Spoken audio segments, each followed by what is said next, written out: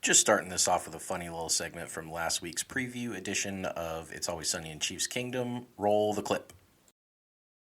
And then their punter, Sam Martin, did not practice with a hamstring injury. That's kind of a little bit interesting because, and not that special teams are the end all be all, but like things can be wacky when you're having to Yeah. bring in a punter off the street and you've got to fly him into Buffalo, which apparently is impossible because they just don't have the infrastructure to be able to clear snow and allow No. airplanes to land and that sort of thing. I mean, to bring a guy in at this point in the week, it's possible, but there's always the possibility that punter could screw something up. A lot of times the punters are the holders for the kicking unit, which obviously raises some issues there.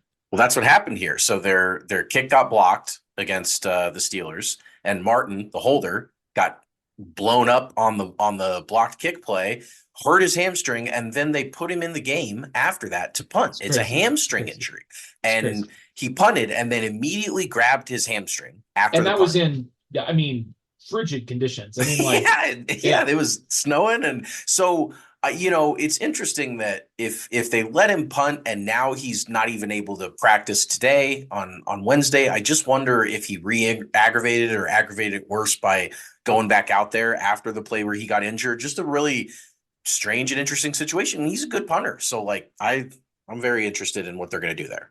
A good punter, and I mean, again, not to beat a dead horse, but we saw last year. Now Butker was dealing with an ankle injury too, but like we saw last year, there was a ton of conversation in Chiefs Kingdom about the importance of the punter as holder for for a kicker. And there were certain people over the last couple of years, including former Chiefs All-Pro punter Dustin Colquitt, who were blaming Tommy Townsend for his holding, and that was part of the issues with Butker struggling in the kicking game.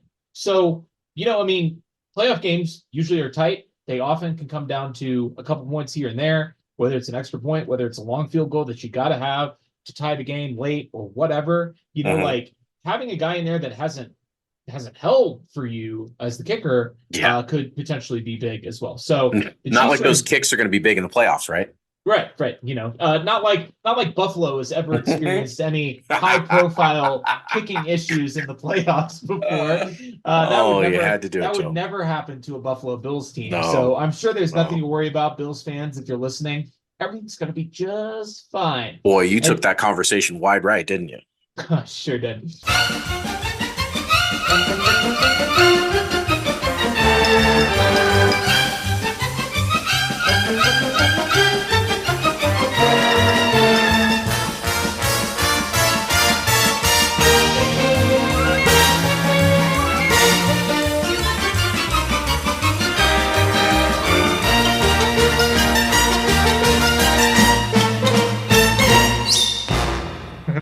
Austin, I love this feeling. We're doing those jerk-offs taxes. Oh my God. Unbelievable. It's something else, man. I mean, we've done this so many times now. I know. It's crazy. We're going to have Randy back on for another AFC Championship game. Yes. Make sure you tune in for that. We've done 8 games with more on the line than that game, as far as the 5 AFC championships previously and the 3 Super Bowls, right? Yep. And like the AFC quarterback showdown thing is crazy. It's like it doesn't really matter when you play them or what the like path looks like or whatever. When it's Mahomes versus Allen or Burrow or next week Lamar, it just means something else. I was so nervous all game long. I mean, it's crazy because for those listeners who were not following along with my tweets during this game, I had previously booked several months ago a trip to Disneyland, and I was at Disneyland on Thursday, and I was flying back today from California to Colorado, and the game kicked off about 15 minutes after I got on my flight. So I watched the first half of the game on the airplane, and then I was listening to the radio the second half of the game, and Kevin Harlan was on the call, and it was great, but it was so tense. Just the second half of that game, obviously the back and forth. When you have the radio, I mean, like, Harlan's the GOAT. I love Kevin Harlan. But, like, he's there to sort of paint with words a drama that is unfolding. I can't see with my own eyes what's happening. So, he gets fired up. He gives a good call. You can hear the Bills fans cheering in the background, but I'm like, oh, how many yards did What it go happened? for? Yeah. Like what Was actually that happened on 7 the or play? 28 yards? Like, yeah. Right, exactly Yeah. right. And so, even at when the Chiefs stopped Allen 4th and 3 at midfield, I was like, Mhm. did he pick it? Did he pick it up? Did he get stopped? Like, is he stopped short? Like, how many yards does he have to go? And then the kick, obviously, I just like I learned that the Chiefs essentially won this game on the missed kick from you. I was about 1 minute away from my house, and I was stopped at a stoplight, and I was looking at my phone because we had been texting, and you texted me that he missed the kick. And the radio was on a 15-second delay or whatever, so it took 15, 20 seconds for that to go through. But I came back, I ran home, I turned the game on, I went and watched the last 10 minutes or whatever, and I'm gonna, as soon as we hang up here, go watch the whole game again. I can't believe how bad he missed the kick. Yeah, it's unbelievable. That is mega shank. I mean, he was 9 for 9 in those situations, as they showed on the game graphic. He had never missed in that situation before, with the chance to tie the game. Yeah, Tyler Bass is a really good kicker. He's really good. And I mean, 44 yards, it's not a gimme, but like they had the wind at their back. Do you know how many times Tony Romo mentioned the wind? Yep. And when the Chiefs deferred the opening kickoff, he said, I would have taken the ball so that I could pick the wind in the second half. That's how important he felt like the breeze was. Well, Butker in pregame was missing from 52. Kicking into the wind. Yeah, exactly. But Butker didn't miss when the game was on. Right. And I mean, those two kicks, he kicked the piss out of those two balls. I know. He's amazing. Everyone in this organization's honestly amazing. Even McCole Hardman and even the guys that suck. Like, what I mean is they're part of the unit. They're part of they're part of the Kansas City Chiefs, the entity that has gone to 6 straight AFC championship games. Yes. So, at some point, now look, I want to fire McCole Hardman into the sun just as much as anybody else does. I was incensed at that, but I've been incensed at MVS. He was great in those two catches. Really was amazing. MVS. I haven't heard that. Yeah, that's good. And Clyde, who has obviously been a huge target for everybody, had 2 pretty nice plays in this game. They didn't give him a ton of touches, but they certainly, he wasn't a complete negative. He had 2 carries for 31 yards because he had 1 for 3, but he ripped off a 28-yarder. And then, it's crazy to me thinking about what this team has accomplished compared to what we expected, what they showed throughout the year, going 10-6 because the 11th win was a nothing win against the Chargers. So like they were like a couple wins away from being a 500 team, basically. Like they really struggled this year. Those 6 losses were brutal, and they lost to pretty much every good team that they played.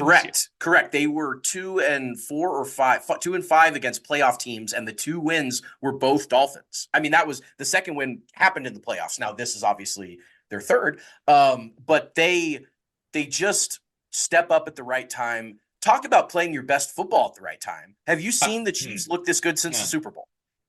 No, and not even in the Bears blowout or the Chargers win, because those were shittier, those were bad teams, and the conditions were optimal for the Chiefs. And like this was going into Buffalo, man. They say nobody circles the wagons like the Buffalo Bills. Come play us in January, bitch. Like that's their whole play mentality. Us in Buffalo. This time you have to come to Orchard Park. Yeah. Right. Like this is and listen, we talked about this in the previous show. Like it is so hard to beat a quarterback as good as Josh Allen 3 times in the playoffs in a row. Like, I mean, Bengals fans want to talk about 3-1. Like 2 of those games had no stakes at all. Yeah, I mean, regular season games. One of them we won the Super Bowl in that.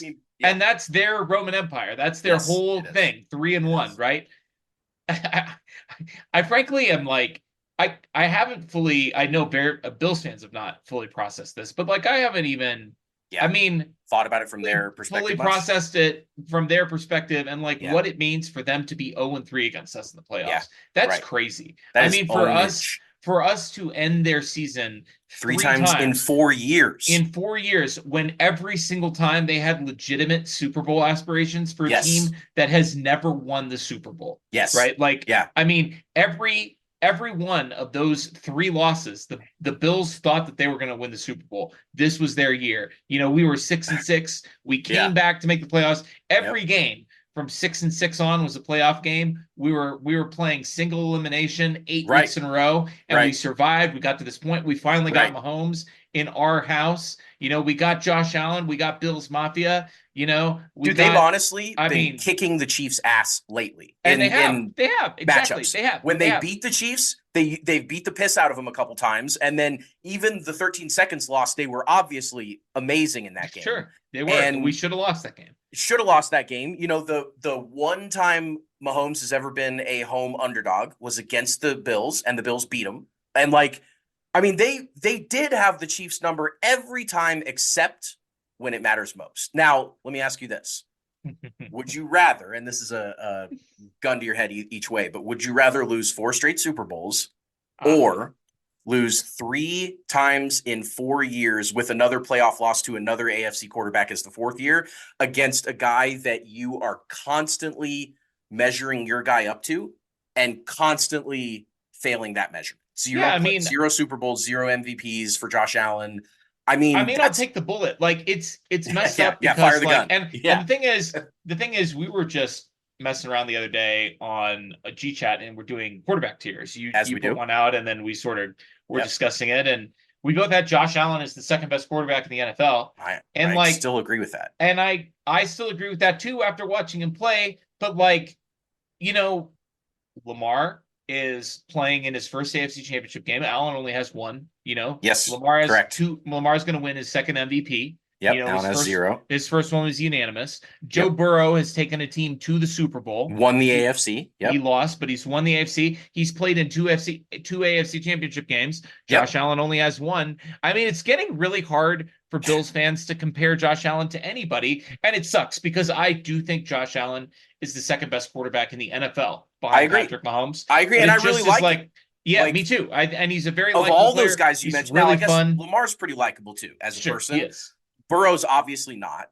And no, you know, it's like if I could designate who is the second most like successful quarterback in the AFC behind Mahomes, I would pick Josh Allen. Like I really think it's a bummer that he has really to be exciting brand of football. Yeah, it's a bummer that he has to be the one on the receiving end. It is. He is so dominant. Yeah. Like if the Chiefs had beaten the Bengals like this, it would be. I mean, I'm already over the moon right now. This felt as good. And we did eliminate the Bengals this year, so you know we did. The Chiefs have really been putting them down, but I just feel, you know, I feel bad for Buffalo. I know this isn't really like this is our time to shine on the Chiefs, but like that franchise, we'll continue doing that in our. We will. We have plenty of time main episode, to do that. In fact, and it is always sunny in Chiefs Kingdom, and we will continue to show that. But like, you know, this franchise has been through the ringer, and this being the Bills, and to miss a big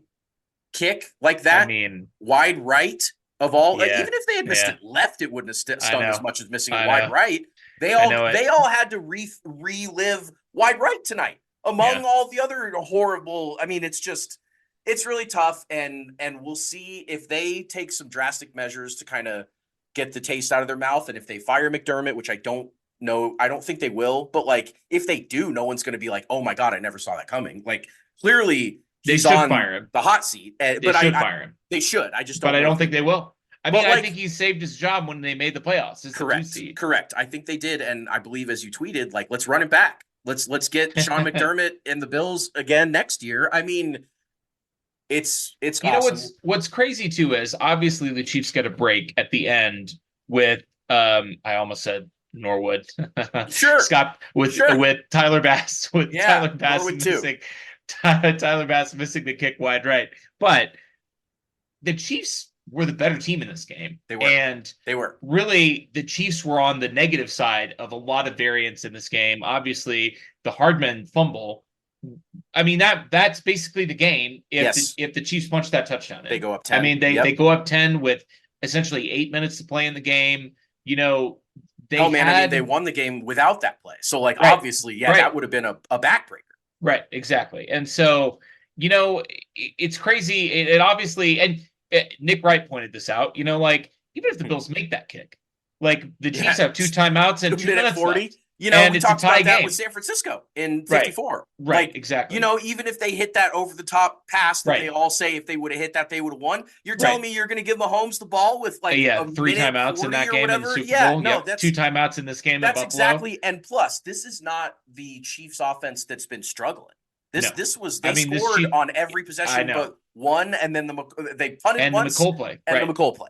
And Yep. other than that, they Yep. were moving the ball on this Bills Yep. team. Now, granted, the Bills were very, very injured on defense, but so were They the were, Chiefs. and so was And the Miami. Bills But you know what? knew going into this game that their injuries were, you know, they practiced all week with these backups that played. Right. The Chiefs lost Gay and lost Edwards on the first drive of the game. Right. Like Right. they were very similar to another Bills game where Tyrann Mathieu gets a Right. concussion in the Right. very first defensive series in a game that Spags said he was our ace in the hole that game. Right. We had him lined up to go beat Josh Allen himself, and you know, so that's Willie Gay was the spy. He Right. he was the answer to what the Bills did so well in this game. And you know, we'll see what it was a neck like tweak is what Andy said. Yeah. We'll see if that keeps him out of the AFC Championship game or not, but my money's on not. I think another week He did tweet, "Thank you, God," after the game in Yes. all caps. And Yeah, so that's obviously that probably could not be something- related to the win. But, Sure. if he's still feeling bummed about his season being over, maybe Yeah. he doesn't tweet that. So Right, we'll have to see. In injury news, Joe Tooney has a pec injury. That's Yeah. going to hurt because That he's concerning. that's probably not something you're coming back from. I mean, we don't Yeah. know the seriousness of it. Andy just said a pec, but if it's a torn pec, he's done. And for the Tooney's year, a and freaking Iron Man. and And he's- so for him to he be out is. of this I mean, game, right? He's if a beast. if that injury was like we're probably coming back next week, I think he plays through it. Right. Sure. Yeah, exactly. Nick Allegretti did a good job Sure. subbing in for Nick him. And Allegretti I started actually, a Super Bowl, man. and when I posted just a minute ago about, Tooney probably being out next week, a bunch of people tweeted and said, I didn't know he got hurt. Yeah. So, Yep. Nick Allegretti came in and obviously played his Yes. ass off and did very well. But, that is something to worry about next week. It is. For this week, it's Always Sunny in Cheesecake Factory.